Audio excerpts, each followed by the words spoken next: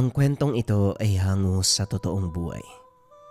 Mula ito sa isa nating kabayan na itago na lamang natin sa pangalang Isandro, taong 1954, Davao del Norte.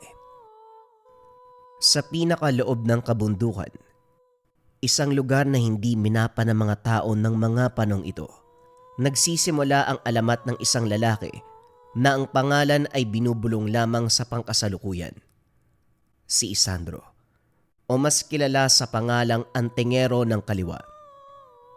Ang buntod, isang lupang sinasaklaw ng hamog na tila may sariling isip, kung saan ang araw ay laging tila nahuhuli sa pagsikat at ang gabi masyadong maagang dumarating. Dito ang hangin ay malamig at lupa ay uhaw na parang uhaw sa dugo. Ang mga matatanda sa mga karatig baryo may iisang paniniwala na hindi ka basta-basta makakapunta sa kabundukan ng buntod, bagkus tatanggapin ka lamang nito. At si Isidro ay isa sa mga tinanggap o marahil isinumpa. Bago pa siya naging Antingero ng Kaliwa, isa lamang siyang anak ng mga ngahoy at albularya. Lumaki siya sa baryong San Amang, isang pamayanang madalas lapitan ng mga nilalang sa dilim dahil sa kawalan ng proteksyon at pananampalataya. Ang ama niyang si Teban ay tahimik na lalaki, may pilat sa dibdib na hindi kailanman ipinaliwanag. Ang kanyang ina na si Aling Rosenda, kilalang manggagamot na marunong mag-orasyon. Halamang gamot at mga dasal na hindi itinuturo ng simbahan o sa madaling salita, mga lihim na karunungan. Mula pagkabata, kakaiba na si Isandro. Hindi siya natatakot sa dilim. Bagkus ay tila kinakausap siya nito. Kapag may nawawalang hayop o bata sa baryo, madalas siyang matagpuan malapit sa lugar, nakatingin sa kawalan na parabang may sinusundan ng tingin na hindi nakikita ng iba. Ngunit ang tunay na simula ng kanyang kapalaran, dumating isang gabi ng pulang buwan. Ang gabing pinatay ang kanyang pamilya. Ayon sa iilang nakaligtas, bumaba ang mga aswang mula sa kabundukan, mga nilalang na matagal nang nagugutom sa dugo ng San Amang. Hindi umubra ang bawang, asin o kahit anumang pangontra. Sa iisang gabi, naglaho ang kalahati ng baryo. Nang sumikat si Mang Isandro na lamang ang natagpuan, yakap ang bangkay ng kanyang ina at ang kaliwang kamay ay sugatan, tila kinagat ng hindi mawaring nilalang. Hindi siya umiyak, hindi siya nagsalita. Mula noon, hindi niya na ginamit ang kaliwang kamay gaya ng dati. Dinala siya ng mga nakaligtas sa isang ermitanyo, kilala bilang Apo Dungo. Isang matandang naninirahan sa gilid ng kabundukan. Ang sabi ng iilan, si Apo Dungo ay hindi naganap na tao. Siya raw ay dating Antingero din. Ngunit nabigo sa uling ritual at naiwan sa pagitan ng buhay at kamatayan. Pero hanggang sa sabi-sabi lamang yon ng mga matatanda, siya lamang ang may lakas ng loob na hawakan ang kaliwang kamay ni Isandro at basahin ang sumpang gumagapang dito. Pinili ka ng dilim, ngunit maaari mong ipihit ito laban sa kanya. Sa loob ng 7 taon, hindi lumabas si Isandro sa kabundukan. Doon siya sinanay, hindi lamang sa pakikipaglaban, kundi sa pakikipagkasundo sa hiwaga. Tinuruan siyang mag-ukit ng anting-anting mula sa buto ng baboy ramo, magtahi ng orasyon sa balat, magpahid ng abo ng mga sinunog na aklat ng kulam sa sariling sugat. Ngunit ang pinakamahalagang ritual, ang pagbabasbas ng kaliwa. Isang gabi ng bagong buwan, inihatid siya ni Apo Dungo sa pusod ng bundok, isang hukay na sinasabing pintuan ng ilalim ng lupa. Dinala siya sa lugar para humingi ng basbas sa kaliwa. At doon, pinasok ang kaliwang kamay ni Isandro sa isang sisidlang puno ng dugo ng aswang. luha ng balo at langis na piniga mula sa punong balete. Habang binibigkas ang mga orasyon, naramdaman ni Isandro ang kirot na hindi kayang ibigay ng anumang sugat, na tila ba may kumakain sa loob ng kanyang laman. Pero hindi niya ito binitawan. Pag-ahon ng kamay, may ukit na lumitaw sa kanyang balat, mga simbolong hindi Latin, hindi rin baybayin. Ito ang selyo ng kaliwa, tanda ng isang antingerong hindi nagsusuot ng anting-anting, kundi nagiging anting-anting mismo. Dito isinilang ang antingero ng kaliwa. Matapos ng ritual ng pagbabasbas, pinapili siya ng matanda sa landas na tatahakin kung magiging isa ba itong kampo ng dilim o magliligtas sa mga tao laban mismo sa dilim. Ano man ang aking piliin, wala kong ibang hinangad, kundi patayin ang aswang na pumatay sa aking mga magulang. Tumango lamang ang matanda sa sinabi niya, pero nag-iwan ito ng babala na mag-ingat sa kanyang daladalang karunungan dahil kapag lumagpas ito sa limitasyon, baka humingi na ito ng kapalit sa bandang huli. Tumango naman si Isandro. Matapos ang araw na yon ay nagpaalam na si Isandro upang simulan ang kanyang paggiganti. Naintindihan naman ito ng matanda. Nang bumaba siya mula sa kabundukan, nagbago ang ihip ng hangin sa mga baryo. Ang mga aswang ay natutong umiwas. Ang mga mangkukulam ay nagsimulang magsara ng mga aklat. At sa tuwing may matatagpo ang bangkay ng halimaw na walang ulo, makikita din ang marka ng kamay na nagpapaiwatig kung sino ang pumatay dito.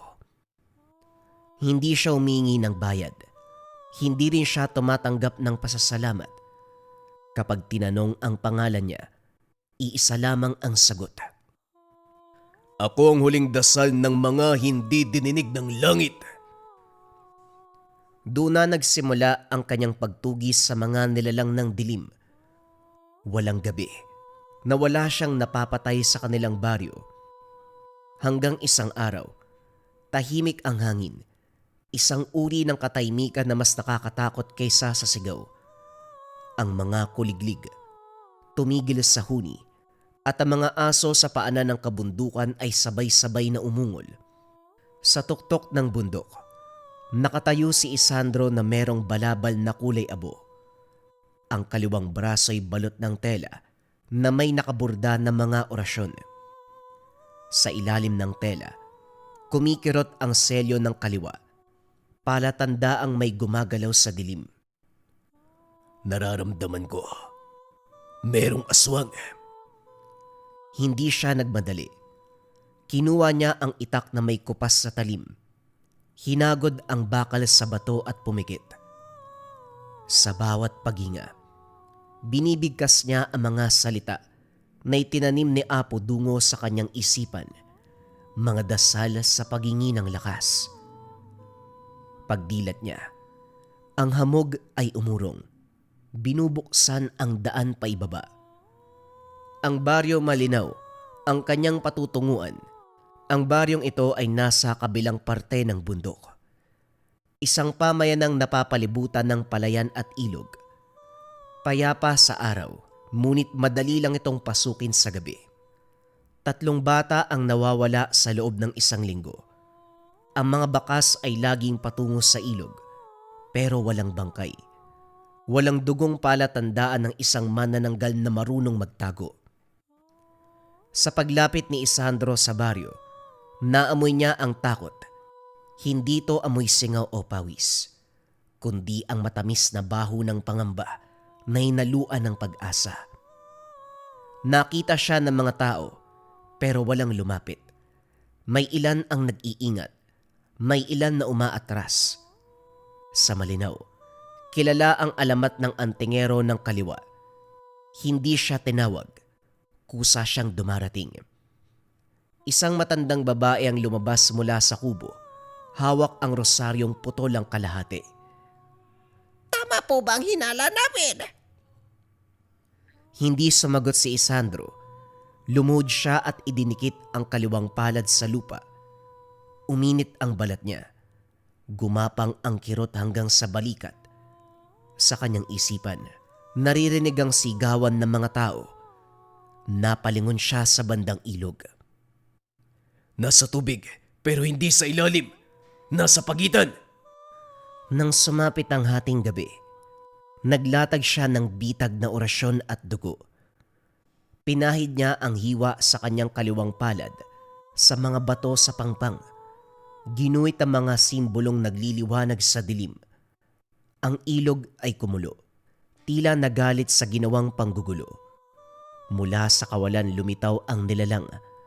Humiwalay ang anyo, isang babaeng kalahati ang katawan. Ang pakpak ay tila basag na salamin. Ang muka ay maganda pa rin, ngunit ang mga mata ay walang puti. Purong itim, humahagik-gik at tunog bata. Antingero, nasa amoy mo pa rin ang naiwang ina. Sumiklab ang galit ni Isandro, pero pinigilan niya. Alam niyang ang emosyon ay pagkain ng mga halimaw. Salip, inangat niya ang itak at binigkas ang huling bahagi ng dasal. Ang dasal na hindi kailanman inuulit kung hindi kinakailangan. Sumugod ang manananggal. Mabilis at halos hindi na makita. Ngunit mas mabilis ang kaliwang kamay ni Isandro. Hinawakan niya ang leeg ng nilalang. Ang selyo ng kaliwa ay nagliyab. Umaalingaw-ngaw ang sigaw na nagpayanig sa ilog. Sa isang iglap bumagsak ang ulo sa lupa at ang katawan ay naglaho na parang usok. Tumahimik muli ang gabi. Matapos nun, hinanap ni Isandro ang mga bata. Nakita niya ito sa labas ng kubo na sa tingin niya ay bahay ng manananggal na pinatay niya. Sumapit na ang umaga. Natagpuan ng mga tagamalinaw ang 3 bata sa pangpang. Mahina ngunit buhay. Sa tabi ng ilog, umalis si Isandro bago pa siya pasalamatan ng mga taga-baryo. Sa pagbalik niya sa kabundukan, habang naglalakad naramdaman ang mas mabigat na kirot ng babala. May mas matandang kasamaan na gumigising. Isang aswang na hindi basta nilalang, kundi pinuno. Alam niyang darating ang araw na ang kaliwang kamay manghihingi ng kapalit. Ngunit sa gabing yun, habang umaakyat siya pauwi, isa lamang ang malinaw sa kanyang isipan, hindi pa tapos ang laban. 3 gabi matapos ang insidente sa Malinaw, nagsimulang mabulok ang kaliwang kamay ni Isandro, hindi sa laman, kundi sa pakiramdam. Tuwing ipipikit niya ang mga mata, may nararamdaman siyang gumagapang sa loob ng kanyang mga ugat, parang mga daliring naghahalukay ng kung anumang natitira sa kanya. Ang selyo ng kaliwa ay hindi na basta umiinit, tumitibok ito. Kasabay ng tibok ng puso niya na parang may sariling buhay. Sa 4 gabi, nanaginip si Isandro. Ayon kay Isandro, nakatayo siya sa gitna ng sanamang, hindi ang abo at wasak na baryong naaalala niya, kundi ang sanamang bago ang pagpatay sa mga magulang.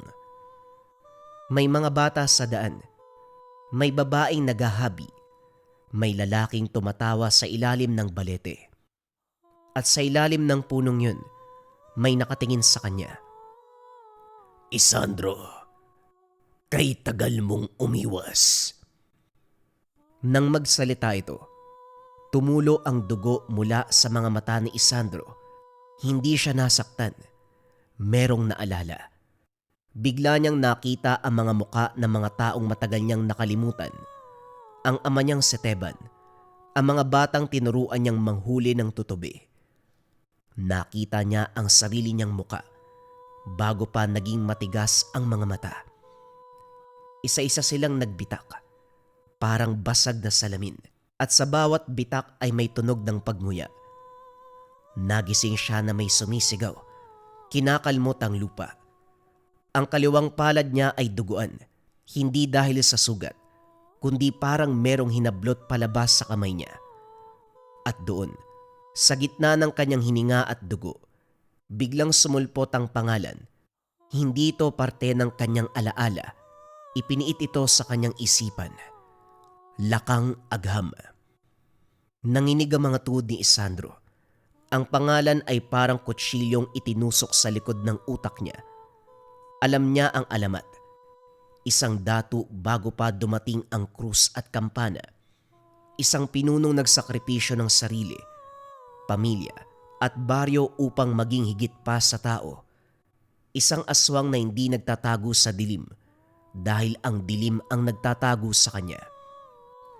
Matapos ang malalim na pangitain, nakita ni Isandro ang kanyang sarili sa lugar na hindi niya nilalakaran. Minsan sa paanan siya ng balete na hindi maalala kung paano niya narating. Paminsan, duguan ang kaliwang kamay niya kahit walang laban. Ngunit ang pinakamasama, alam niya na ang mga bagay na hindi niya kailanman pinag-aralan. Alam niya kung paanong magbilang ng tao batay sa tunog ng paghinga. Alam niya kung anong dasal ang babasahin upang hindi mamatay ang isang bata, kundi manatiling buhay para sa alay. Alam niya kung aling bahagi ng puso ang pinakamadaling maabot nang hindi kaagad pumapatay. Ang kaalamang ito ay hindi galing sa kanya, kundi kay Lakang Agham. Isang araw nagpagala-gala si Isandro sa mga baryo. Balot ang katawan ng balabal at balot din ang kanyang kamay ng tela na may simbolo. Sumapit ang isang gabi kung saan malalaman ni Isandro ang dahilan kung bakit ganon ang nangyari sa kanyang kaliwang kamay. Isang gabi, bumalik ang panaginip. Nasa loob siya ng isang kuweba na ang mga pader ay gawa sa buto ng tao. Ang sahig ay basa ng dugo at ang kisame ay puno ng mga pangalan na inukit gamit ang kuko.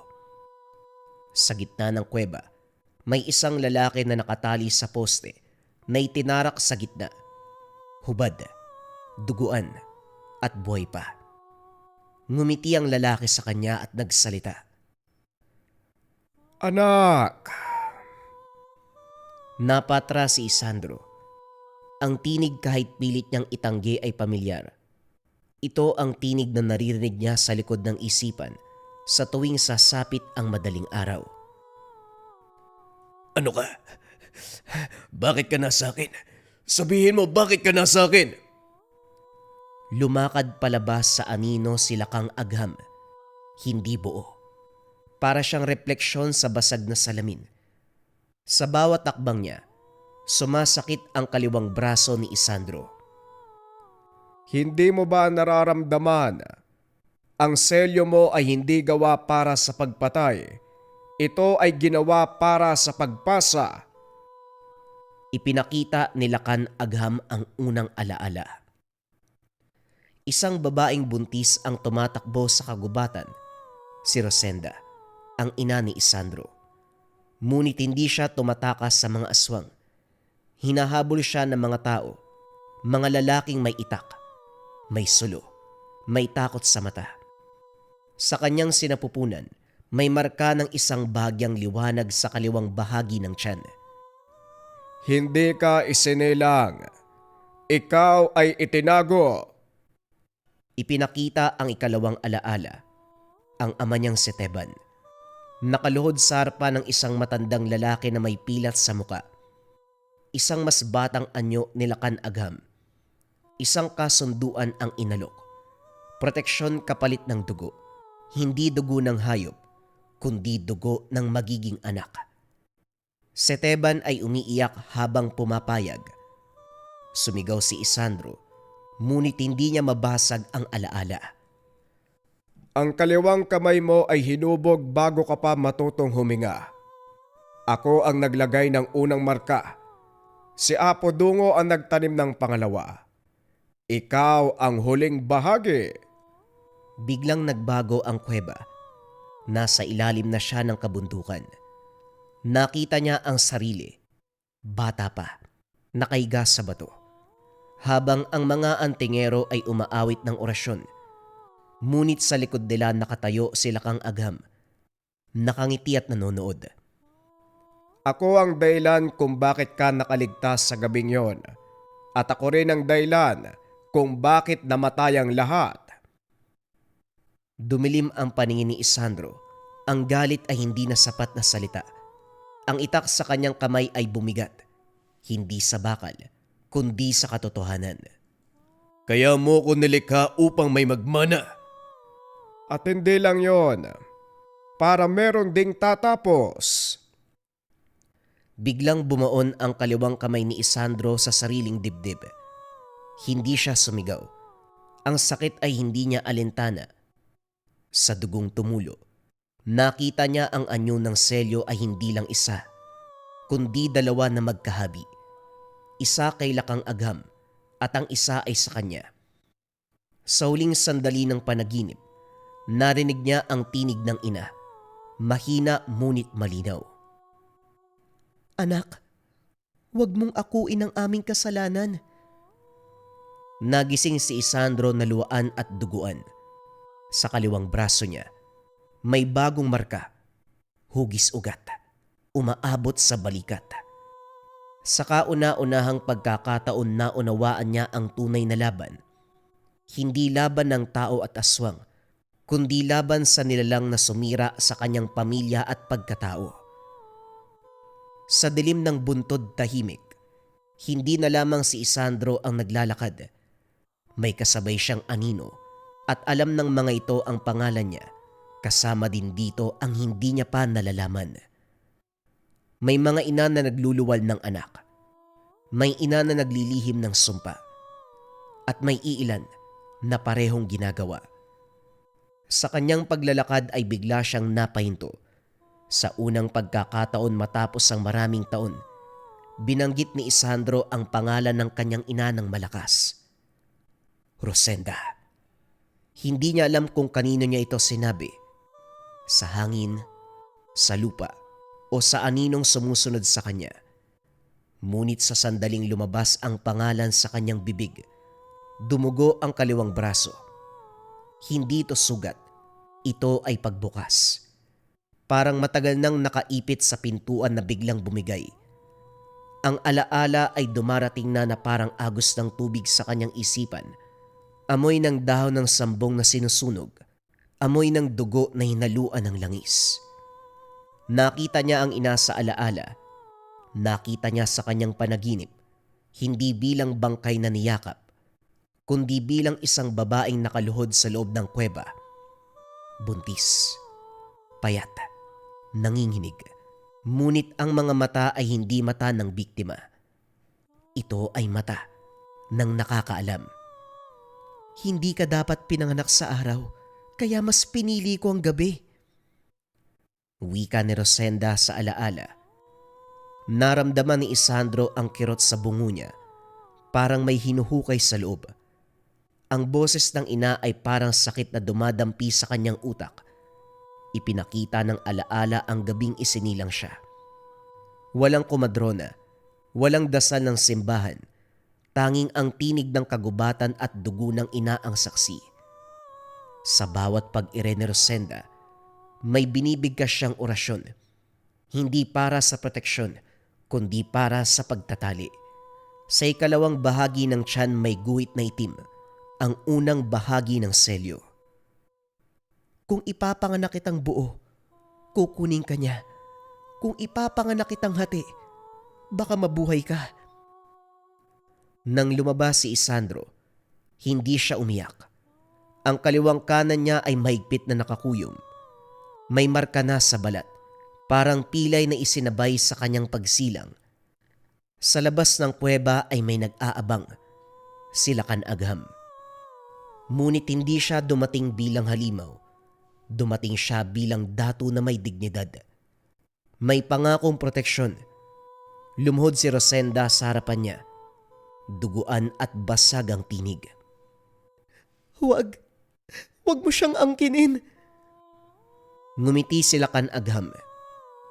Hindi ko kailangang angkinin ang sa akin na. Dito nalaman ni Isandro ang katotohanan na mas masakit pa kumpara sa anumang sumpa. Ang ina niya ang unang lumaban sa aswang at natalo, hindi sa lakas, kundi sa kasunduan. Ipinakita ng alaala ang mga taon ng kanyang pagkabata. Ang bawat paggaling niya sa sakit ay may kapalit na isang ritual na ginagawa ng ina ng palihim. Ang bawat panaginip niya, hindi bangungot.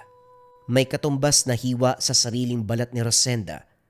Siya ang nagsisilbing harang at kulungan. At dumating ang gabi, pinatay ang kanilang baryo. Hindi ito biglaan, kundi ito ay isang kabiguan. Sa huling ritual, sinubukan ni Rosenda na putulin ang ugnayan, isang dasal na pinagbabawal, isang orasyon na pumapatay sa tagapagmana. Nang maramdaman nila kan agham ang pagtataksil, bumaba ang mga aswang.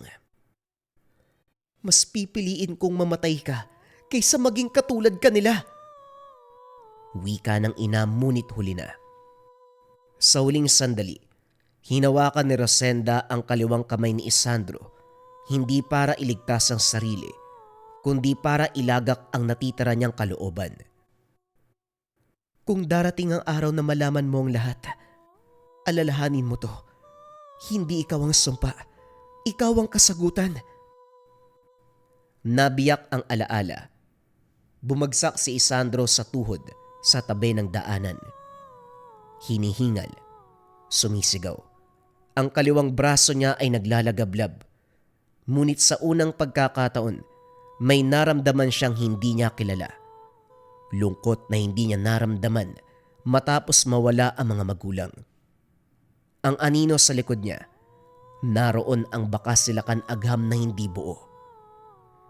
Hindi mo pa rin sila kayang talikuran. Tumayo si Isandro, luwaan. Nanginginig ngunit tuwid ang tindig. Hindi. Pero ikaw, kayang-kaya kitang suwayin. Sa lupa, may tumubong halaman na hindi pa niya nakikita. Sambong na may pulang ugat. Alam niya ang ibig sabihin nito. May iniwang huling regalo ang ina. Isang paraan hindi para pumatay ng aswang, kundi para wakasan ng pamana. At sa unang pagkakataon, ang antingero ng kaliwa hindi naglakad papunta sa dilim bilang sandata, kundi bilang isang anak na may pagpapasya na daladala sa sarili. Hindi sabay-sabay dumating ang sumpa. Pinili nitong dahan-dahan para maramdaman. Nang tuluyang magising ang mas malalim na anyo ng sumpa, hindi ito humarap ng iisang katawang sasalo. Hindi na ito naghahanap ng bayani. Hindi na rin ng antingero. Salip, hinati nito ang sarili na parang bitak sa salamin. Pumasok sa 7 puwang na matagal nang nag-aantay na mapuno. 7 tao, 7 sisidlan.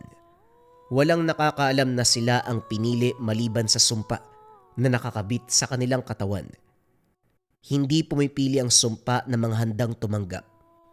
Pinipili nito ang may puwang. Hindi sila magkakakilala. Hindi sila sabay-sabay nagising. Ngunit sa sandaling bumitaw ang bantay, may 7 buhay na sabay na nagkaroon ng bitak. Mga bitak na hindi dulot ng sugat, kundi ng kakulangan. Ang sumpa ay hindi pumasok bilang halimaw. Pumasok ito bilang pangako, aliw, at uhaw ng isang tao na hindi mapunan kahit anong paman ang ipagpalit. Mga anyong madaling yakapin ng taong pagod ng lumaban.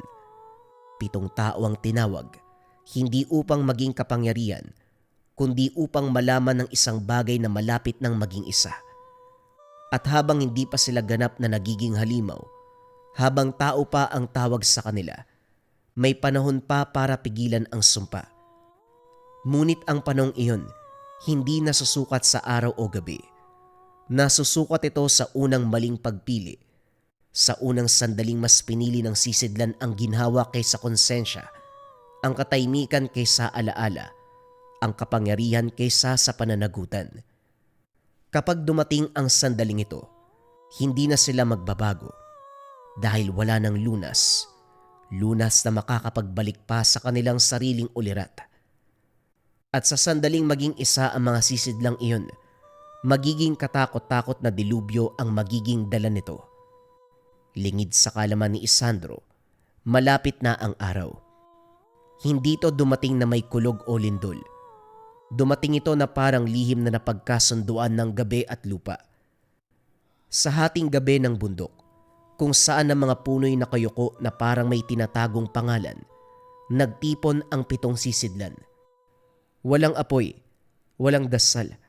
Ang tanging liwanag, maputlang buwan na tila may natanggal na peraso, parang may kumagat sa gilid nito. Ang bundok ay hindi tumutol. Nag-intay lamang. Naramdaman ni Isandro ang paghila bago pa man niya makita ang mga bakas. Ang kaliwang kamay niya ay kumirot hindi bilang babala, kundi bilang paanyaya. Alam niya, may ritual na sinisimulan at ang ritual ay hindi humingi ng pahintulot. Sa gitna ng lumang simbolo, isang bilog na lupa na minsang pinagtaniman ng mga bangkay ng antingero, nakatayo ang 7. Hindi sila magkakahawak. Ngunit ang anino nila nagtatagpo sa gitna, nagkukumpol na parang buhol ng itim na ugat. Sina Tomas, Lina, Padre Nicanor, Mila, Rogelio at Baldo. Si Tomas ang unang simbolo. Mula sa kanyang bibig, umagos ang tubig ilog. Hindi basa kundi alaala. Mga huling hininga ng nalunod, mga sigaw na sinisipsip ng lalim. Si Lina ang sumunod, mga luha na hindi kailanman inilabas. Bumuhos hindi mula sa mata, kundi mula sa balat. Parang umuulan ng sakit. Si Padre Nicanor, nag-angat ng kamay at nagbukas ng bibig. Walang dasalang lumabas. Kumpisal ang bumalot sa hangin, mga kasalanang walang pangakong maputol. Si Milay yumakap sa kawalan. Sa yakap na yun, may umiyak. Isang tunog na hindi naririnig ng tenga kung hindi ng dibdib. Si Rogelio ay tumindig. Tumanggap ng utos sa walang tinig. Ang kanyang puso'y kumakatok ng pantay. Disiplinado, handang mag-alay. Si Baldo, ngumiti at binigkas ang mga pangalang walang may-ari. Sa bawat pangalan, may aninong napuputol sa lupa. 7 puwersa, isang sentro. Doon sa gitna ng kanilang anino, lumitaw ang wangis na hindi katawan, kundi balangkas ng alaala. Isang hugis na pamilyar at hindi dapat binabanggit. Ang aninong may sungay na parang inukit sa gabi. May dibdib na parang may ukit na mga orasyon. Lakan Agham. Hindi siya dumating. Pinatawag siya. Panahon na! Ang bantay ay nag-alinlangan. Sa sandaling yun, dumating si Isandro, humahabol sa hininga ngunit buo ang loob. Tumayo siya sa labas ng bilog. Hindi niya tinapakan ang hangganan. Hindi ako ang sisidlan mo at hindi din sila. Tumawa ang anino ni Lakan Agham, isang tunog na walang galak. Ikaw ang huling sisidlan. Ang katawan mo ay may puwang na hindi nila kayang punan. Sa'yo ko bubuin ang aking perpektong anyo. Biglang gumalaw ang anino, parang kamay na hinugot mula sa lupa at sinimulan ang ritual. Ang mga anino ng 7, humigpit, umikot, nagtagpi-tagpi na parang hinahabing sinulid sa gabi. Ang sentro ay kumintab, hindi liwanag, kundi dahil sa isang anyo ang iniluwa nito. Naramdaman ni Isandro ang paghila sa loob ng kanyang dibdib. Ang kaliwang kamay ay bumigat. Ang ritual ay para sa kanya. Lahat ng daloy ay papasok. Doon siya gumalaw ng mabilis. Hindi niya tinakpan ng bilog. Binasag niya ang orasyon. Sa halip na pumasok, umatras siya. Isang hakbang na salungat sa hila. Itinaas niya ang kaliwang kamay. Binaon ang palad sa lupa sa labas ng ritual. Pinako niya ang sarili sa hangganan, isang sisidlan na ayaw maging sentro. Hindi ako ang bubuo sa'yo. Kung may katawan ka, kukunin mo ito sa kanila at hindi sa akin. Umiwas ka lang ng umiwas. Hindi magtatagal mapapasakin din ang katawan mo. Napangiti ang anino. Ang ritual ay pumalya para kay Isandro. Ngunit ang paghahangad nila kan Agham na makuha ang katawan ni Isandro, mas lalong umapoy. Sa isang iglap, nagbago ang daloy. Ang 7 sisidlan ay umiyak, sabay-sabay. Ngunit magkakaiba ang dahilan. Ang kanilang anino ay napunit mula sa lupa at hinigop paitaas. Ito ay pabalik sa sentro. Inalay sila. Ang ritual ay naghahanap ng mas madaling paraan para sa sakripisyo. Matapos nun, bumigat ang anino nila kan Agham. Ang mga guhit sa kanyang katawan ay napuno. Ang ekstruktura ng mga kalamnan ay unti-unting nagiging buo. Unti-unting lumabas sa bilog sila kan Agham. Meron na itong pisikal na katawan. Sa bawat hakbang nito ay may mga itim na anino ang sumusunod sa kanyang yapak. Ngayon, aliwin mo muna ako bago ko pagsawaan ng iyong katawan. Lumundag ito patungo sa kinaroroonan ni Isandro. Nangihina at naghahabol pa ng hininga. Sinipa niya ito dahilan upang tumalsik. Tumama ang katawan ni Isandro sa puno. Pinasadahan kagad ito nilakan ng sunod-sunod na suntok. Malulutong na suntok na tumatama sa iba't ibang bahagi ng katawan ni Isandro. Walang sayang sa bawat suntok na ito nilakan. Ang buong akala ko pa naman, makakayanan mo ang aking atake. Hindi ka naman pala uubra. Nanginginig man ang katawan. Pinilit niyang bumangon. Ang kaliwang kamay niya ay mabigat na parang merong humihila pa ibaba. Narinig niya ang tibok ng puso. Mahina pero nawawala ng pag-asa. Hindi pa. Hindi pa dito.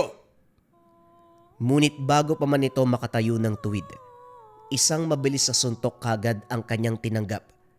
Nasalag ito ng kanyang mga kamay. Rinig na rinig ang umaalingaw na tunog ng suntok na iyon. Napatras si Isandro. Ang kanyang mga paa ay kumayod sa lupa. Nanginginig ang kanyang bisig. Ang sakit ay umakyat sa kanyang braso papunta sa balikat. Mabilis na sumunod ang sipa nilakan sa tuhod. Napaluhod si Isandro. Isang kamao ang bumagsak sa dibdib. Narinig ang kanyang ungol. Napadapa si Isandro. Nahilo. Animoy nawawalan ito ng malay. Sa gilid ng kanyang kamalayan, merong bumukas na alaala. Ang kamay ng kanyang ama ay magaspang, mainit na nakadampi sa ulo.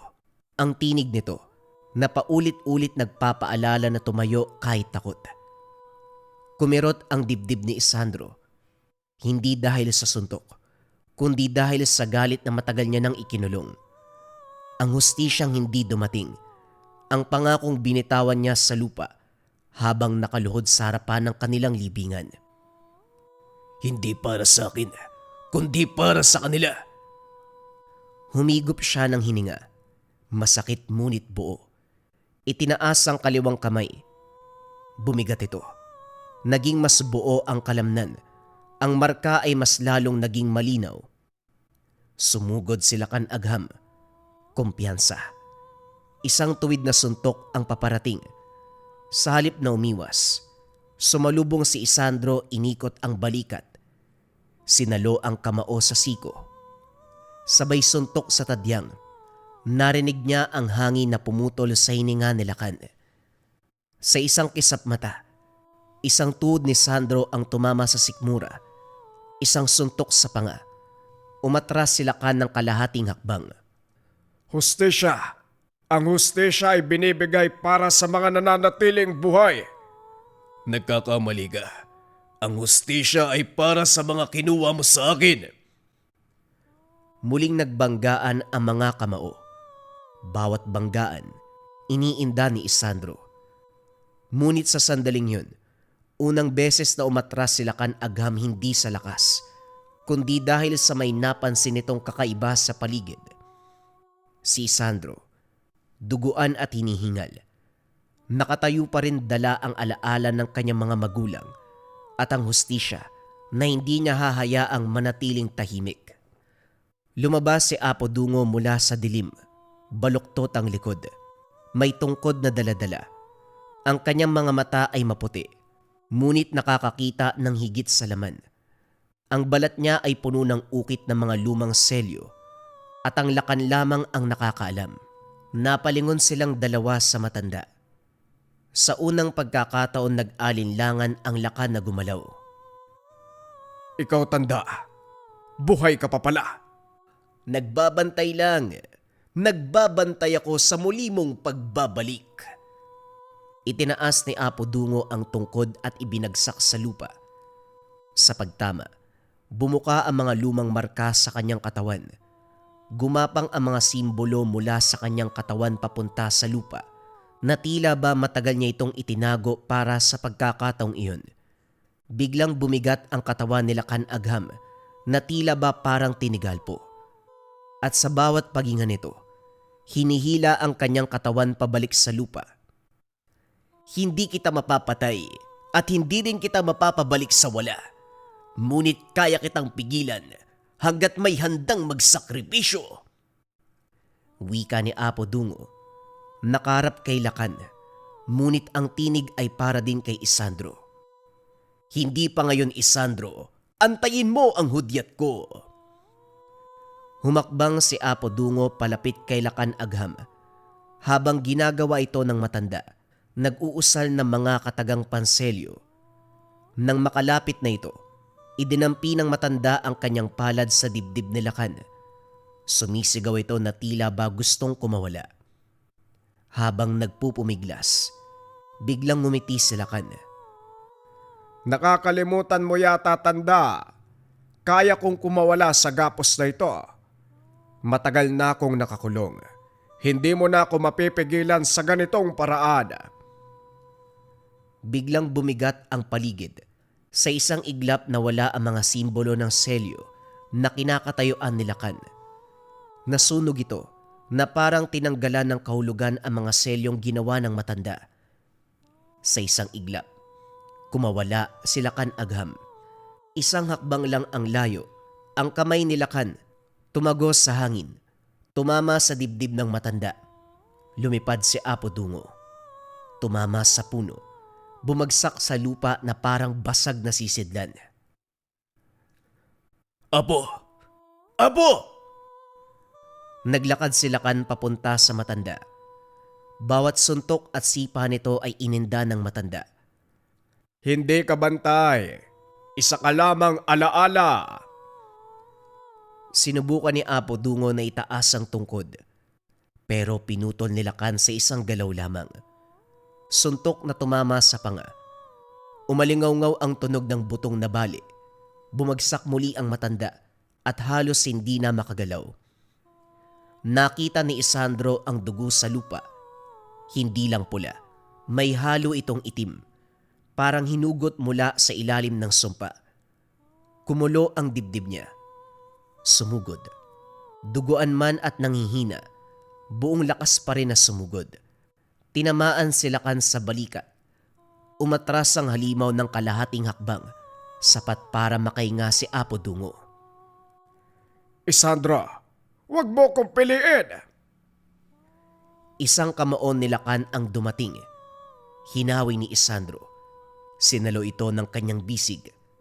Sumunod ang sipa. Umilag siya. Dumulas sa putik. Ang labanan ay naging magulo. Desperado man, ang lakas ni Isandro ay nauubos. Ngunit ang katawan niya ay patuloy na gumagalaw. Hinahatak na lamang ito ng galit at pighati. Sa gilid ng paningin, nakita niya si Apo Dungo na nakahandusay. Humihinga pa. Kaso nga lang mababaw. Ang bawat paghinga ay parang maaaring huli na. Huwag gayon, Apo. Kailangan ko pa ang tulong mo. Muling sumugod si Lakan Agham. Kumpiyansa. May ngiting alam ang wakas. Isang suntok ang paparating. Diretsyong pangwasak. Sa halip na umiwas, sumalubong si Isandro. Ipinako niya ang mga paa sa lupa. Sinalo ang kamao. Buong bigat na binuhos ang huling lakas. Tumama ang suntok sa dibdib ni Lakan. Umalingaw-ngaw ang malakas sa tunog. Nagulat si Lakan Agham sa nasaksiyan. Hindi niya lubos mapagtanto na magiging kabaliktaran ang kanyang inasahan. Napaatras sa kanyang kinakatayuan. Ang mga espiritu ay umalon palabas sa kanyang katawan. Sa siwang ng sandaling yun, ibinaon ni Isandro ang kaliwang palad sa lupa na tila humuhugot pa ng lakas. Humugot ito ng hangin, buong lakas sa sinuntok ang dibdib ni Lakan sa huling pagkakataon. Tumagos ang kamay nito sa dibdib ng halimaw, nanginig ang katawan ni Lakan. Sa sandaling yun, gumalaw si Apo Dungo at pinilit na bumangon. Ang katawan ay halos wala ng lakas. Pinili niyang hawakan ang nabaling tungkod. Itinaas niya ito. Nanginginig man, ipinalo niya ito sa lupa sa huling beses. Ang mga lumang selyo ay muling nagliyab. May katiyakan. Bumuka ang lupa at unti-unting yumakap sa katawan ni Lakan. Sumigaw si Lakan Agham at sa huling pagkakataon, tumingin kay Isandro. Hindi pa. Hindi pa ito ang wakas. Matapos nun, tuluyang nagsara ang selyo. Napalingon si Isandro. Nakita niyang nakaluhod si Apo Dungo. Ang tungkod ay nakabaon sa lupa. Ang kamay ng matanda ay nanginginig. Sumalo si Isandro. Inakay ang matanda pababa. Tapos na. Tapos na ang tungkulin ko. Sa gabing yun, tuluyang naiselyo si Lakan Agham. Inakay ni Isandro ang matanda pawi. Ilang araw matapos ang laban, unti-unting nakabawi ng lakas ang matanda. Si Isandro naman, kakagising lang sa mahimbing na tulog. Pagmulat ng mga mata, nagulat siya na puno ng benda ang katawan. Mas lalo siyang napahinto nang mapansin ang kaliwang kamay ay bumalik na sa dati. Wala na ang marka at bigat na matagal niyang dala. Dahan-dahan siyang bumangon at lumabas ng bahay. Sa bakuran nakita ang matanda na payapang nagwawalis. Parang walang nangyaring matinding laban, ilang araw ang nakalipas. Apo, anong nangyari sa kamay ko? Ay, gising ka na pala. Huwag ka nga nang gugulat. Mabilis ako mamamatay sa ginagawa mo eh. Nagamot ko na ang sumpang bumabalot yan. Napatingin si Isandro sa kanyang kaliwang kamay. Ikinukuyom ito at binuka. Wala na ang kirot. Ayos ah. Pwede pala yun. Oo, ginamot kita habang tulog ka. Hindi na pwedeng manatili ang sumpa sa kamay mo. Tapos na ang laban. Sa unang pagkakataon magaan ang pakiramdam niya. Hindi na siya dinadagana ng sumpa. Siya ay simpleng tao. Mula noon, tuwing sasapit ang gabi at tahimik ang paligid, may isang bahay sa dulo ng baryo na nananatiling may ilaw. Hindi para magtaboy ng halimaw, kundi para magbantay ng kapayapaan. At sa bawat gabing muling pumupula ang buwan, ang kwento ni Isandro ay muling naaalala, hindi bilang antingero ng kaliwa, kundi bilang taong piniling wakasan ng sumpa kaysa ipasa ito. Isang paalaala na sa mundong puno ng hiwaga at misteryo, malakas man ang puwersa ng kadiliman, patuloy na magwawagi ang kapayapaan. Top 5 items na kailangan mo sa Lika Merchandise ngayong 2026. Simulan natin kaagad sa number 1.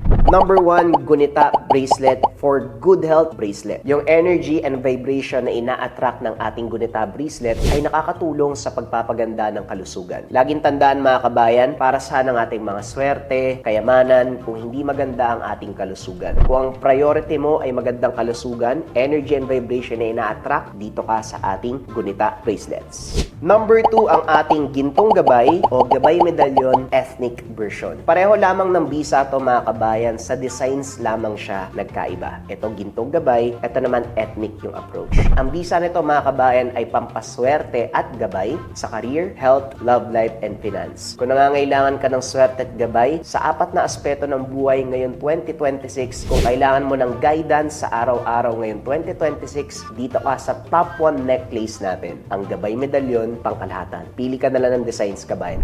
Number 3, syempre hindi mawawala ang depensa spiritual spiritual mga kabayan. Meron tayong kalusugan at gabay sa araw-araw pero kailangan din natin ng depensa spiritual. Kontra sa lahat ng negative energy, kontra kulam, barang, tigalpo, palipadhangin, usog o kahit anong masamang uri ng sumpa. Ito ang Maracuyo bracelets mga kabayan. Nandito din yung tinatawag nating rebuelta or sumbalik. Kung ano man yung sumpa na ibinigay sa inyo, ibabalik doon sa taong nagbigay. Kaya sobrang trending ng ating Maracuyo. May 4 na kulay kang pagpipilian. Pwede tong lava na may gintong San Benito, pwede tong white na may gintong San Benito, pwede tong brown na ethnic version at black na ethnic version. Pili ka na lang, kabayan ko. Number 4, gintong palay money amulet. Ito bagay na bagay itong coin na to mga kabayan para sa mga tao na ayaw naman na nagsusuot ng kung ano-ano. Baliktaran ng simbolo, ang bisa nito ay pampaswerte sa pera, for dreams manifestation, kung may mga kahilingan ka na gustong matupad ngayong 2026, for abundance and for prosperity. Sobrang simple lang nito, iipit mo lang siya sa wallet mo, dalhin mo lang palagi, ilagay mo sa gabay po lang tela pouch, basta dala-dala mo, let it work for you kabayan. Gintong palay, money amulet. At syempre mga kabayan ko, ang panglima, hindi mawawala ang kaluban de pampaamo. Pampaamo sa tao, pampaamo sa negosyo. Kung feeling mo nasa toxic environment ka kabayan, ikaw lagi yung napapag-initan, laging galit yung partner mo, laging galit yung boss mo, laging galit yung mga katrabaho mo, sa'yo lagi sinisisi ang mga bagay-bagay, magkaluban de pampaamo ka. Pampaamo sa tao, pampaamo sa negosyo. Bagay din to sa mga nasa sales or sa mga tao na palaging merong kausap para mabilis kayong makapagpalagay ng loob ng taong kausap mo. Sobrang simple lang. Itong kaluban, gawa to ng mga katutubo sa Negros, pero may mga sangkap pa ito sa loob. Dadalin mo lang kabayan. Let it work for you. Lagay mo sa bag mo, lagay mo sa bulsa mo, basta dala-dala mo lang palagi. Yon ang ating top 5 items na kailangan mo ngayon 2026 sa Likha Merchandise. Kung interesado ka kabayan, pwede mong i-click yung yellow basket sa baba. Pero if ever na walang yellow basket, i-search mo lang ang shop ng Likha Merchandise. Ingat sa mga scammers.